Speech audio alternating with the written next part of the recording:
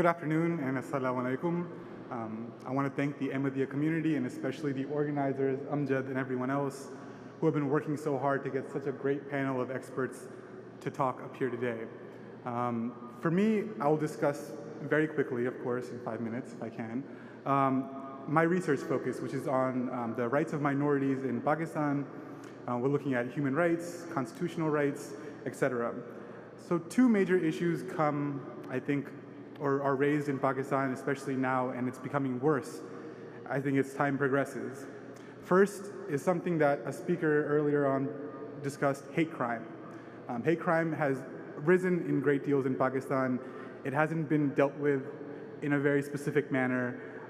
There hasn't been punishment, there hasn't been prevention, and so that sort of allows for individuals to be targeted from the Ahmadiyya community, from the Shia community, from other communities, and the people who attack them oftentimes have impunity or oftentimes do not get prosecuted by the law. And that's a huge problem, and that needs to be addressed in Pakistan in many ways.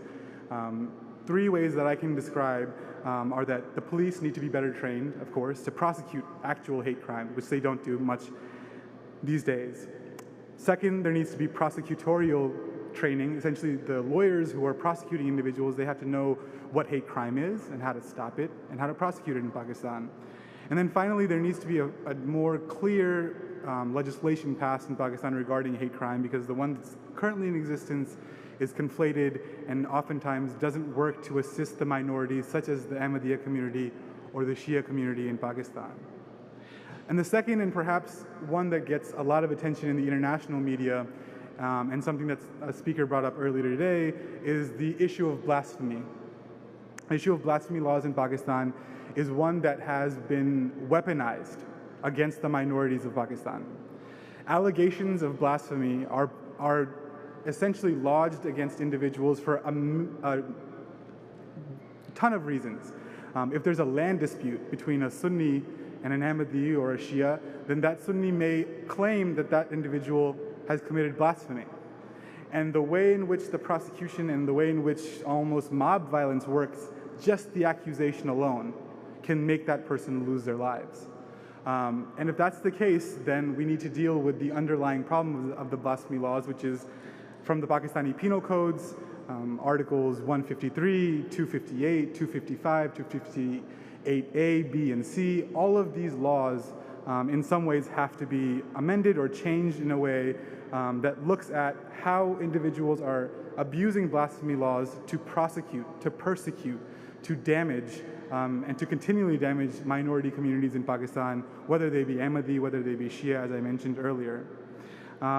In many ways, what we see in Pakistan is second-class citizenship essentially awarded to Ahmadis, and other minorities as well, but especially because of the Second Amendment to the Pakistani Constitution, there is certainly a second-class element of citizenry in Pakistan, and that's something that needs to be addressed.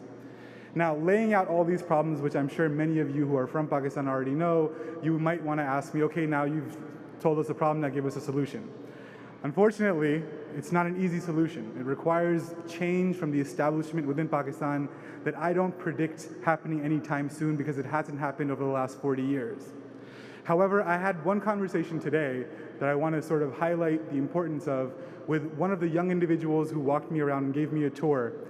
And he said, it's so interesting and important that even though I'm from a Pakistani background, and in Pakistan I might not be able to mix or to discuss or to have friends from other communities within the Muslim community, here in America, I have friends who are Sunni, I have friends who are Shia, I have different kinds of friends. And perhaps one place to start change in Pakistan is from the immigrants who have left Pakistan, who are now interacting with other kinds of sects and other kinds of cultures within the Islamic thought, essentially, that maybe in Pakistan they would not be able to do. If you can build those connections, I think here, and start sort of pushing back in Pakistan to try and force at least remedial or at least some kind of gradual change, that might be one way forward. And so perhaps communities like this one and gatherings like this one and being invited to this convention is a very important issue, I think, because diaspora Muslim communities should be working together, not only to improve Muslim, quality of life in the United States, but also back home, to impact or affect some kind of change to what I describe as very discriminatory and second-class citizenry laws in Pakistan.